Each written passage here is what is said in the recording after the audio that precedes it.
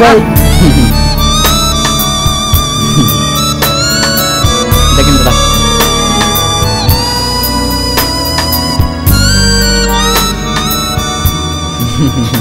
ജിത്തുഭായ്, എന്തിനാ മോളെ കരയുന്നേ?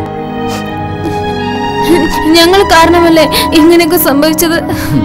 എല്ലാം വിധിയാണ്. നടക്കേണ്ടത് നടന്നു, അത്ര തന്നെ. ജിത്തു, നഷ്ടപ്പെട്ട ജോലിയെ കുറിച്ച് ഓർത്ത് നീ വിഷമിക്കണ്ട.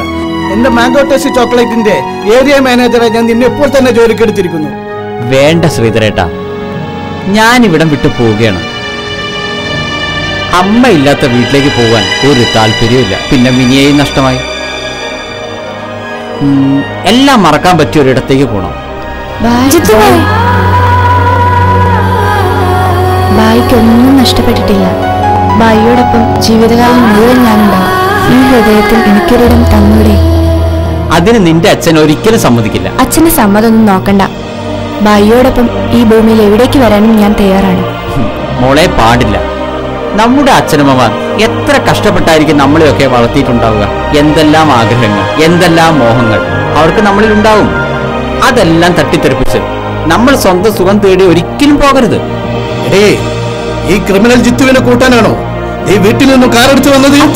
ജിത്തുഭായെ കുറിച്ച് അനാവശ്യം പറയരുത്. ഒരു ക്രിമിനലിനെ കൊലയാളി എന്നല്ല എന്താ വിളിക്കുക? എങ്കിൽ അച്ഛനാദ്യം എന്നെയാണ് ക്രിമിനൽ എന്ന് വിളിക്കേണ്ടത്. അച്ഛന് സത്യം എന്താണെന്ന് അറിയോ? പ്ലീസ് നയന, പറയണ്ട. എന്ത് സത്യം? അന്ന് എന്താണ് നടന്നതെന്ന് അറിയോ? അന്ന് ജിത്തുഭായ് എന്നെ രക്ഷിക്കാനായി ഡാനിയുടെ അടുത്തെത്തി.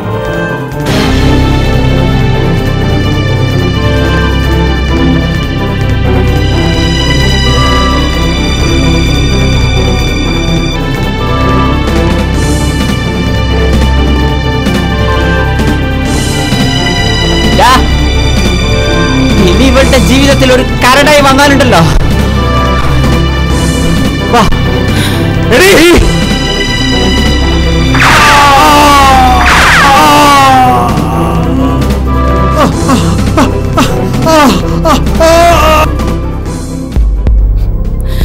നയന, ഇനി ഒരു പെണ്ണിന്റെ ജീവിതത്തിലും വിലപേശ ഇവന്മാരുണ്ടാവാൻ പാടില്ല. നയന, ഈ കുറ്റം ഞാൻ ഏറ്റെടുത്തോളാം. വേണ്ട ജിത്തുഭായ്, ഞാൻ ചെയ്ത തെറ്റിന് ഞാൻ തന്നെ ശിക്ഷ അനുഭവിച്ചോളാം. നയന പ്ലീസ്, ഞാൻ പറയുന്നത് കേൾക്ക്. ഒരു പെൺകുട്ടിയെ പോലീസ് കൊണ്ടുപോയാൽ എന്താവും സ്ഥിതി? നോ, നിന്നെ ഞാൻ ആർക്കും വിട്ടുകൊടുക്കില്ല. അങ്ങനെ എനിക്ക് കിട്ടേണ്ട ശിക്ഷയാണ് ജിത്തുഭായ് ഏറ്റെടുത്തത്. ഞാൻ കാരണം ജിത്തുഭായിയുടെ അമ്മ ആത്മഹത്യ ചെയ്തു. ജിത്തുഭായിയുടെ ഗവൺമെന്റ് ജോലി നഷ്ടപ്പെട്ടു. വിവാഹം മുടങ്ങി. എല്ലാം ഞാൻ കാരണം. നയന, ഒന്ന് പതുക്കപ്ര. കഴിഞ്ഞത് കഴിഞ്ഞു. വീണ്ടും ആ കേസ് കുത്തിപ്പൊക്കണ്ട. എന്നാൽ ഇനി യാത്രയില്ല, പോട്ടെ. ജിത്തു, നീ മഹാനാണ് ജിത്തു. വളരെ വളരെ മഹാനായ മനുഷ്യൻ. ഇങ്ങനെയൊക്കെ ചിന്തിക്കുവാനും ഇങ്ങനെയൊക്കെ പ്രവർത്തിക്കുവാനും ഈ ഭൂമിയിൽ നിനക്ക് മാത്രമേ പറ്റൂ. നീ എവിടേക്കും പോകരുതടാ. നീ ഇവിടെ തന്നെ വേണം. യുവാക്കളുടെ ജിത്തുബായിയായി, കുട്ടികളുടെ ചോക്ലേറ്റ് ബായിയായി. നിന്നെപ്പോലത്തൊരു മകനെ എനിക്ക് ദൈവം തന്നില്ല.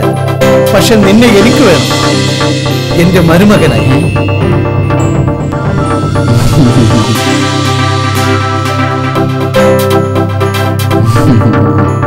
ജിത്തുബായിക്ക്